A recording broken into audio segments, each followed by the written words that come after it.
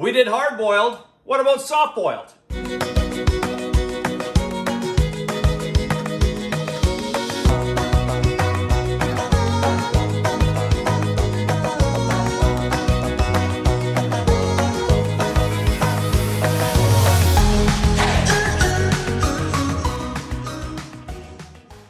Hey, Chef Dez coming at you again from my kitchen, corporate chef of BC Egg. We're here to do some soft-boiled eggs this time. Soft-boiled eggs were never my favorite. I don't like having a soft-boiled egg in an egg cup with shell fragments. You know, when somebody cuts it in half to separate it and you get all the shell fragments in your egg and then you got to try and get the white out of it. So I've always just stayed away from soft-boiled. Don't get me wrong, I love a nice runny yolk. Give me a fried egg any day.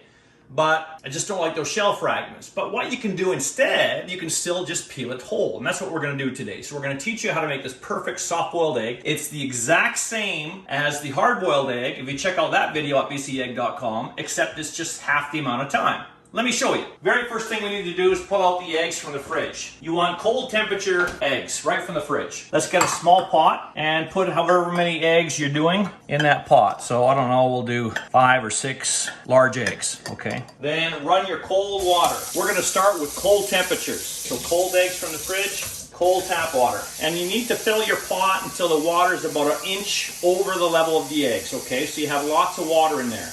Bring it over the stove top and let's get that boiling. So high heat until it's a full rapid boil. Once it's a full rapid boil, we're gonna put a lid on it and turn the heat down. Now, here's the thing. I'm using an induction cooktop. So an induction, much like a gas cooktop, as soon as you turn the burner off, the heat is gone, like there's nothing there. If you have an electric cooktop, a coil, like for example, then even when turned off, it's going to maintain a level of heat for a long period of time as it's cooling off. You understand what I'm saying? So with an induction or a gas cooktop, after it comes to a full rapid boil, I want you to turn it down to low, put the lid on, let it sit there for 4.5 to 5 minutes. With an electric, once it comes to a full rapid boil, put the lid on and shut your burner off and just keep that pot on that residually warm burner for that 4.5 to 5 minutes. 4 even if you want, really runny. The thing is, you have to remember, peeling a soft-boiled egg will be easier the longer you cook it. So the more the whites are cooked, the easier it's gonna be to peel. The other thing you need to remember is older eggs will peel easier, always. For soft-boiled, hard-boiled, it doesn't matter. But I'll give you a couple of great tips for peeling a hard-boiled egg or a soft-boiled egg in this case. There's also another great tip video on how to do exactly that, peeling a hard-boiled egg at bcegg.com. You can use that video as well, but just remember, because we're doing a soft-boiled, you just have to be a little bit more gentle with it. Okay, once we're at a full rapid boil like that, see that? We're gonna put a lid on it, turn the heat down right away so it doesn't boil over. And on mine, induction stove top, we're gonna let it sit there, low heat, 5 minutes. And again, I'll watch it. Maybe I'll pull it off at 4.5 minutes. But 4.5 to 5 minutes, I mean, it's gonna be perfect, all right. We're time, let's go. So here's the next step. Here's our lovely BC eggs. What I want you to do now, run the cold water again, pour off as much as you can of the hot water without obviously spilling the eggs out. And let's stop the cooking process. And the most efficient way of doing that is with the cold water, okay? Let's stop that cooking process so they don't get overcooked. Replenish the water with cold, dump it out again. I want you to do this for about 2 or 3 times. At this point, the eggs, you can hold them so you can get out most of that water and just keep filling up that pot, draining it 2 or 3 times, okay? And this is really where the magic happens, by stopping that cooking process. If you just let them sit in that hot water, because you know the family's not at the table yet or whatever, they're gonna continue to cook and you won't have soft-boiled eggs anymore. Turn that off one more time and we'll just fill that up with water. All right, let's take the eggs out. Just gonna put them on a towel here. Now for cracking. Bottom of the egg, there's the top, right? More pointed, the more rounded bottom. That's usually where the air pocket is. That's where you should always start. So crack it there.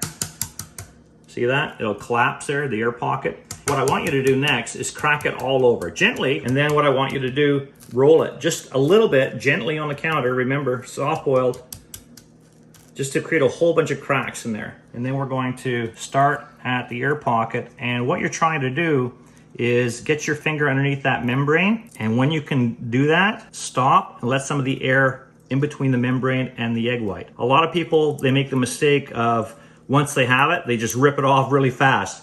Don't do that. Don't be like a bull in a china shop, all right? Take it, let the air get underneath that membrane, and then peel off. And that's really what it's all about, separating that membrane from the cooked egg white.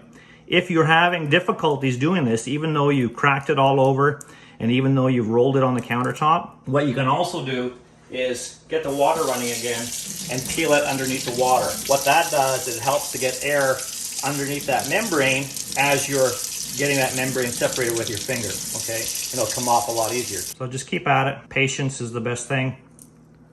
Sometimes you get lucky and get a big amount like that. All right, so I had newer eggs, so I got a couple of little spots there where the egg white came out, but not too much. We did pretty good. Now, this is what you do. Piece of toast, piece of English muffin or whatever, just chop it up. Look at that beautiful yolk. Perfect every single time. Little salt, little pepper. Now, I don't know about you, but a lot of people will just reserve that for breakfast. Hey, not me. Snacks, lunch, brunch, anything. It's fantastic. Check out bcegg.com for a whole bunch of other great recipes and tips, and we'll see you next time. Where are you getting your protein from?